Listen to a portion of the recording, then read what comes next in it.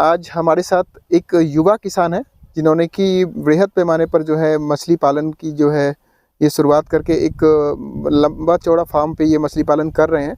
थोड़ा पहले इनसे इनका परिचय लेंगे, फिर उसके बाद जो है मछली पालन के बारे में विस्तार से जानेंगे। तो थोड़ा अपना परिचय दीजिए पहले। सर बहुत बहुत धन्यवाद। सर मेरा नाम हुआ आदित्य मिश्रा।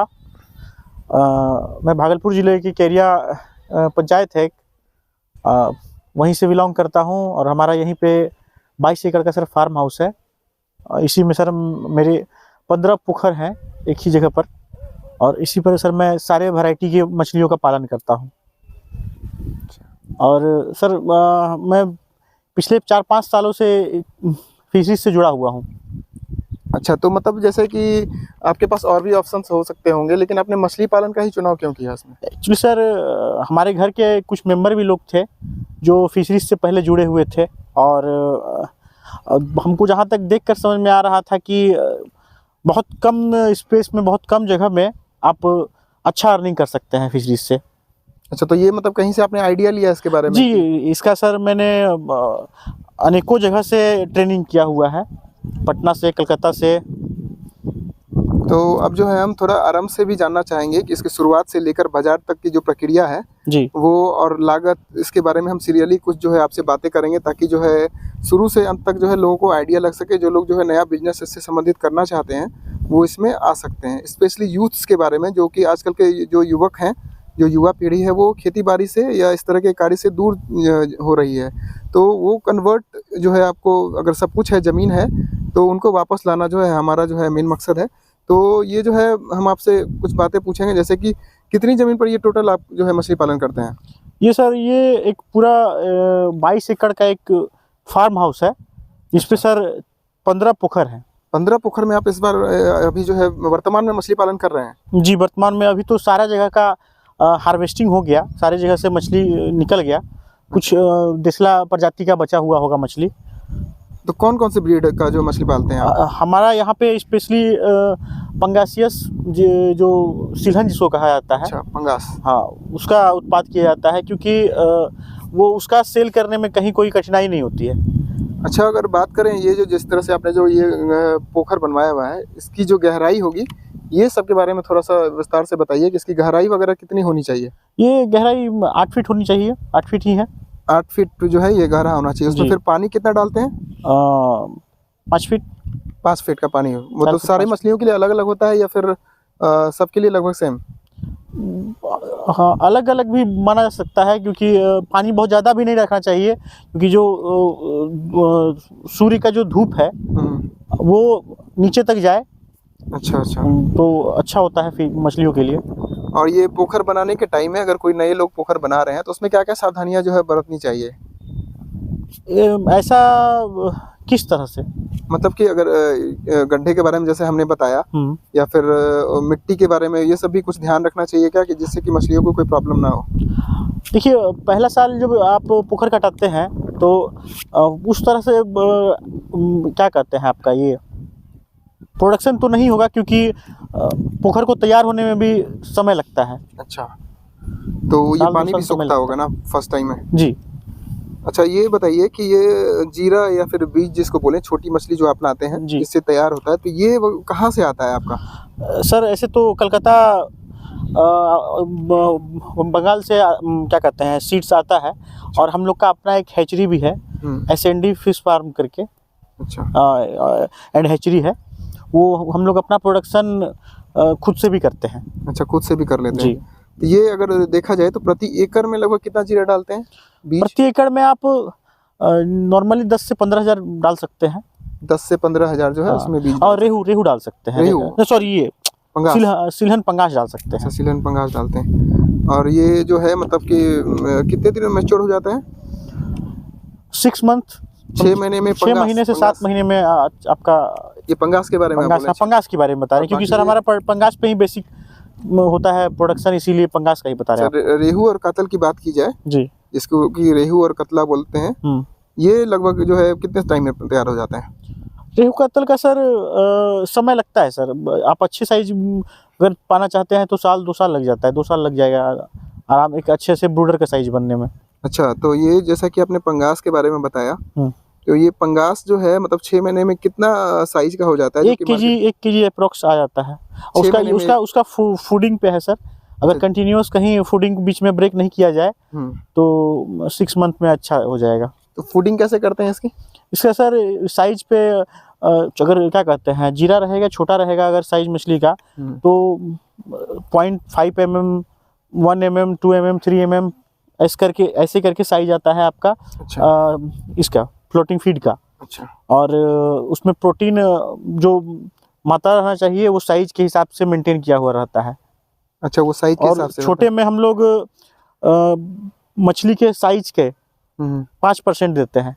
अच्छा। और बड़ा अगर हो गया 500 ग्राम हो गया, 600 ग्राम हो गया तो वही 2.5% कर देते हैं मछली के वेट से उसका। अच्छा। खान पान तो ये मतलब रेगुलर जांच करना होता है? हाँ, कितने दिनों में जांच करते हैं कि ये साइज जो है इसका बढ़ गया है? वो तो जो अगर किसान है, हम अपना सारा चीज देख रहे हैं तो आए दिन हम दाना तो देते ही हैं, उससे ही हम लोग को अंदाज लग जाता है कि किस साइज का। तो आइडिया लग जाता है कि आइडिया लग जाता है। हाँ। अच्छा। बीच बीच में सर साफ सुथरा भी कराना होता है तो उस टाइम में हो जाता है सर पता। अच्छा, थोड़ा टेम्परेचर के बारे में जानना चाहेंगे। तापमान वगैरह जो है कितना इसमें लगभग रहना चाहिए और उसको मेंटेन करने के लिए आप क्या करते हैं? सर पंगेसियस के लिए सर 25 से 30 टेम्परेचर नॉर्मली रहना चाहिए। अच्छा। और तापमान अगर तापमान ज़्यादा आगे पीछे हो जाए तो उसके लिए सर जो पुराने पानी को निकाल कर ताज़ा पानी डाला जाए तो उससे उसका तापमान में आगे पीछे वृद्धि होगी। अच्छा, तो ये लगभग मतलब कितने दिन में आप बदल देते हैं? गर्मी के टाइम में तो ज़्यादा बदलना होता होगा। हाँ सर, गर्मी के दिन में हमारा अगल बगल खेत में पटवन भी होता है और नया पानी का यूज़ भी हो जाता है। हम लोग अगल बगल अपने जो खेत के हमारे जो कोई और भी खेत करते हैं, किन्हीं औरों का खेत भी है तो वो हमारे इस पोखर से पानी अपना यूज़ लेते हैं। अच्छा। और हमारे बगल में सर यहाँ पे बोरिंग किया हुआ है तो इससे हम लोग पानी अपना पर्याप्त चारों तरफ ले लेते हैं। यहाँ से पूरे फार्म पर सर 5 बोरिंग किया हुआ है जो अपने निकट के सारे पोखर को वो पूर्ण रूप से जरूरत भर देता है। अच्छा, एक्सट्रीम गर्मी जब पड़ती है, जैसे कि जून जुलाई में एक्सट्रीम गर्मी रहती है, तो उस टाइम में कितने दिनों पे पानी बदलते हैं? सर कंटिन्यूस लगा रहता है क्योंकि एक्सट्रीम गर्मी रहेगा तो पानी तो सूखना है। अच्छा। और पानी सूखने नहीं, हम लोग पानी सूखने के बाद मछलियों को दिक्कत हो ना हो इस कारण से हम लोग पानी कंटिन्यूस देते रहते हैं। ठंडी में थोड़ा सा पंगास को दिक्कत होता है, इसके लिए टेम्परेचर मेंटेन करने के लिए आप जो पानी है उसको निकाल के नया पानी डालिए। ये सब ये पानी कितने दिन में बदलते हैं? पानी जैसे जैसे गंदा हो जाएगा, अच्छा। अगर अमोनिया का मात्रा ज़्यादा हो जाता है तो उसको निकाल दिया जाता है। अच्छा जी, क्योंकि फीडिंग कराने के बाद अमोनिया का मात्रा बढ़ जाता है, निकालना पड़ता है अमोनिया। अच्छा, वो उसको निकालना पड़ता है जी। तो ये बीमारियां और या फिर रोग वगैरह जो होता है उसके प्रबंधन के लिए उसमें क्या क्या करते हैं? सर दवा बहुत सारा ऐसा दवा है जो यूज़ करते हैं। नॉर्मली हम लोग को अगर ज़्यादा दिक्कत हो तो हम लोग घरेलू उपचार लाल पोटास होता है। अच्छा। अधिकतर उसी का यूज़ करते हैं, लाल पोटास से ही। लाल पोटास कैसे, मतलब क्या डालते हैं? लाल पोटास सर देखिए, जैसे हम लोग कटे छिले पर सेवलॉन और डेटॉल लगाते हैं, वैसे मछलियों के लिए लाल पोटास है। तो वो मतलब उसका कुछ डोज वगैरह होगा? डोज पानी में घोल के या कोई भी चीज़ आप यूज़ कीजिए, कैसे भी यूज़ कीजिए। अगर मछली को आप एक बार जाल भी चलाते हैं तो उसको एक बार लाल पोटास से कर देना चाहिए। वॉश कर लेते हैं। और ये चूना वगैरह का भी इस्तेमाल मैंने सुना है होता है? हाँ, चूना सर इस्तेमाल होता है, चूना करना भी चाहिए कि वो बहुत सारे कीड़े ऐसे होते हैं जो मछली को दिक्कत भी करते हैं और बहुत सारे हेल्दी भी होते हैं। तो चूना करना चाहिए लेकिन बहुत मात्रा में नहीं करना चाहिए क्योंकि उससे उसका फीडिंग वाली जो कीड़े हैं वो भी मर जाते हैं। ये मतलब चूना का इस्तेमाल कब होना चाहिए, कुछ आइडिया बताएंगे? ज़्यादा गंदा हो जाए, ये क्या कहते हैं, पोखर बहुत ज़्यादा गंदा हो जाए तो उस समय करना चाहिए। अच्छा। और ये इसमें जो है बाज़ार का थोड़ा सा हम ये जानेंगे कि बाज़ार जो है मेनली किसका अच्छा रहता है इसका? जैसे कि देखिए हमारे यहाँ या लोकली क्या कहते हैं, हमारे यहाँ पंगास का सबसे ज़्यादा मार्केट है क्योंकि पंगास थोड़ा सस्ता पड़ता है। और हम लोग का या हमारे इर्द गिर्द जो भाई लोग हैं जो किसान हैं वो लोग गांव का एरिया है, चाहे इधर लोकल में जो आप समझिए, सब उस रूप से क्या कहते हैं अपने खाने पीने पर खर्चा नहीं कर सकते हैं। सस्ता मछली पड़ता है पंगास। अच्छा, तो ये मतलब इजीली बिक जाता है यहाँ पे आपसे? आराम से यहाँ पे क्या कहते हैं आप लोग या सब्जी की खेती करेंगे या किसी चीज़ की भी खेती करते हैं तो आपको मार्केट लेके जाना पड़ेगा। लेकिन फिशरीज एक ऐसा यहाँ पे है, फिशरीज और स्पेशली पंगास, कि आपका यहाँ आज मरा रहा है, पता लग जाएगा कि आज मछली की जाल लगा हुआ है, तो 10-15 कुंटल एक बार में आराम से निकलने का है। इधर एक दिन पर कल का ही बात है, 12 कुंटल मछली से लुआ है एक जगह से। अच्छा अच्छा।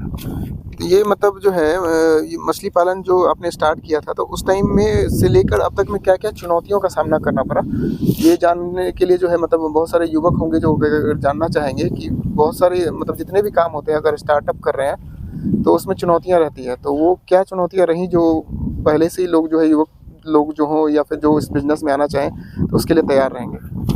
देखिए सर, किसी भी काम को करने के लिए पहले पूरा समय अपना देना पड़ेगा। और क्या कहते हैं, अगर चुनौतियां तो हर मोड़ पर हैं, दिक्कत बहुत सारा दिक्कत है बोला जाए तो बेसिकली बरसात के दिनों में ज़्यादा पानी होने पर दिक्कत हो जाता है। पानी कहीं से अगर खराब गंदा पानी आता है वो अगर पोखर में जाए तो उससे भी दिक्कत है। दिक्कत बहुत सारी है सर। अगल बगल अगर वैसा माहौल नहीं है तो चोरी होने की भी डर है। तो आपको चारों तरफ से सुचारू रूप से ये रहना पड़ेगा, स्ट्रिक्ट रहना पड़ेगा। अच्छा, अपने हाँ, पूरा आपको देना पड़ेगा, समझ के चलना पड़ेगा कि हमारी अपनी संपत्ति है वो, तो फिर आप उसको डेवलप कर पाइएगा, नहीं तो फिर कहीं ना कहीं कुछ ना कुछ प्रॉब्लम हो जाएगी। अच्छा, अगर लागत की बात करें तो प्रति एकड़ अगर लगभग लागत निकाली जाए तो लगभग जो है मतलब जीरा से लेके हार्वेस्टिंग तक कितना लागत हो जाता है? आप सर एक नॉर्मली मान के चलिए कि जीरा लेकर फीडिंग तक सारी चीज़ को लेके चलिए तो 75% इनकम, अगर 100 रुपये अगर हमारा सेल होता है, 100 रुपये अगर मेरे पास आता है तो 75% सर उसका जीरा और फीडिंग में चला जाता है, सारे दवा सब में। अच्छा, ट्रीटमेंट में तो मतलब कि अगर माने प्रति एकड़ से तो उत्पादन और जो है टोटल मतलब इनकम कितना हो सकता है? आप अगर मान के चलिए, अगर 10,000 12,000 अगर मछली डालते हैं पंगास एक एकड़ के पोखर में, और मानते हैं 12,000 नहीं 1,000 आपका ये हो गया, मोर्टेलिटी भी हो गया, अगर मर भी गया जीरा रहने के कारण, तो अगर 12 लाख भी, अगर ऐसे 120 रुपया भी मार्केट में पंगास है। अच्छा, और अगर मानते हैं 12 लाख रुपया भी अगर इस पंगास से आता है तो 3-3.5 लाख रुपया आपका शुद्ध इनकम उसमें रहेगा, और 8.5 लाख रुपया आपको उसमें इन्वेस्ट करना होगा।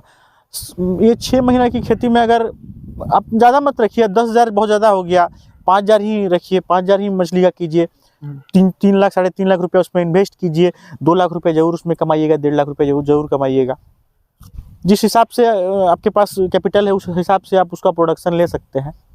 अच्छा, तो मतलब स्टार्टिंग में अगर कोई नया किसान अगर से जुड़ना चाहे तो कितना छोटा पोखर होगा या फिर कितना मछली का जीरा डाले तो वो उससे जो है वो ट्राई कर सकता है या बेहतर रहेगा उसके लिए? सर साइज, वो अगला पोखर कितने बड़ा पोखर का वो यूज़ ले रहे हैं उस हिसाब से अपना वो डाल सकते हैं। मिनिमम से मिनिमम भी कर सकते हैं, 2,000 रखें, 3,000 रखें, उनकी इच्छा पर है। अच्छा, तो ये जो है मतलब कि प्रति एकड़ लगभग आपने बताया कि 3 से 4 लाख रुपया इनकम हाँ सर, देखिए ये 1 एकड़ में अगर हम खेत अगर करते हैं तो बहुत मुश्किल है 10,000 रुपया आना एक सीज़न में। अच्छा, हाँ, और सर अगर आज के समय में किसी भी कार्य में आप जाइए तो कैपिटल तो आपको लगाना ही है, 2, 4, 5, 6 हर जगह लगाना है।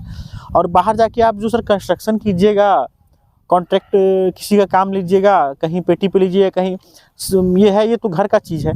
घर में आराम से रहिए, अपना मछली का प्रोडक्शन कीजिए और आराम से घर पे रह के आराम से कमाइए 3 से 4 लाख रुपए।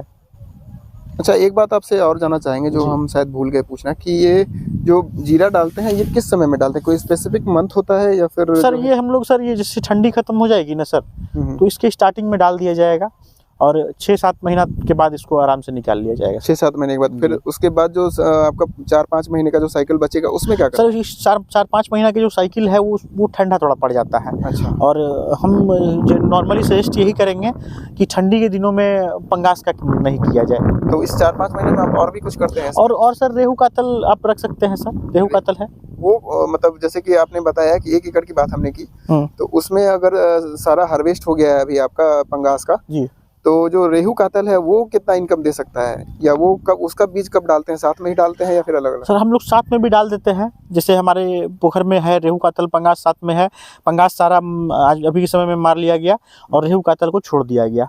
वो साल 1.5 साल के तुरंत नहीं निकालना है उसको, 1.5 साल के बाद 2 साल के बाद आदमी निकालेगा, जो एक ब्रूडर का साइज हो जाए। और हम लोग का सर एक्चुअली हैचरी है, तो हम लोग उस ब्रूडर से फिर प्रोसेस करते हैं इस सीड का। अच्छा अच्छा। हाँ, तो उसके लिए हमारे पास ब्रूडर रहता है 2.5-3 kg का। अच्छा, तो उससे जो है प्रोसेस करके फिर इसमें डालते हैं जी तो ये मतलब साल 1.5 साल में जो है इसमें निकालते हैं। मतलब पिछले साल आपने डाला होगा इसमें जी। या फिर 1.5 साल पहले डाला होगा, तो इसकी हार्वेस्टिंग कब होगी? अभी होगी? ये रेहू कातल हाँ, की रेहू कातल की 6-7 महीना के बाद सर। तो अब 6-7 महीने के बाद 1.5 साल मतलब साल हो गया, कितना हो गया इसमें डाला हुआ रेहू कातल?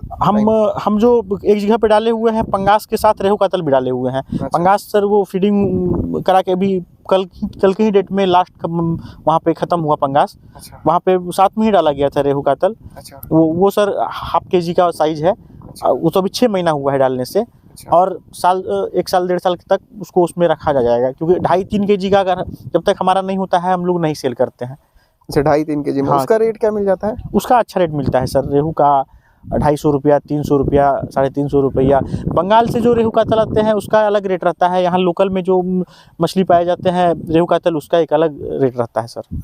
तो मतलब अगर दोनों को मिलाकर देखें, अगर दोनों चीज़ जो लोग साथ में कर रहे हैं जी, तो दोनों मिला के कितना 1 एकड़ से इनकम जनरेट किया जा सकता है?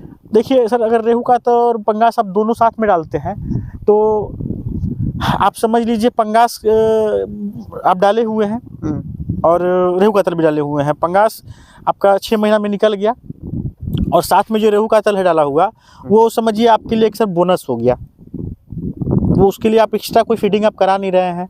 वो जो पंगास जो क्या कहते हैं जिसका उसका जो प्रोटीन हुआ, वही सर वही खा पी के उसका वो प्रोटीन अपना सर सर्वाइव कर लेता है।